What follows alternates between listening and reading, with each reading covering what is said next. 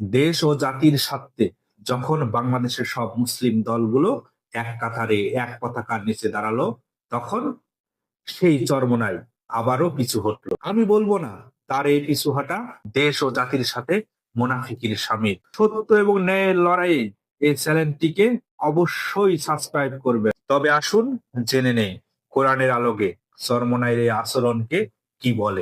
সূরা বাকারা ৮ নম্বর আয়াতে মহান আল্লাহ তাআলা বলেন, তারা মুখে বলে যা, কিন্তু অন্তরে নেই। এতদিন স্লোগান ছিল মুখে মুখে, ঐক্যের বন্ধন, ঐক্য দিয়ে গড়বে বাংলাদেশ, কিন্তু আজ দোরগোড়ায় এসে তারা সেই ঐক্যকে ভুলে গেল। প্রশ্ন রেখে গেলাম, এটা কি ইমানি লক্ষণ নাকি মুনাফিকের লক্ষণ? সূরা আল নিসা আয়াত নম্বর ১৪৩ মহান আল্লাহ তাআলা বলেন, তারা দুই দলের মাঝখানে ঝুলে থাকে, তারা এ দলেরও না ও দলেরও না। আজ চরমোনাই সেই কাতারে, স্বার্থের সময় সামনে আসা আর স্বার্থের সিদ্ধি হলে বিপক্ষে চলে যাওয়া।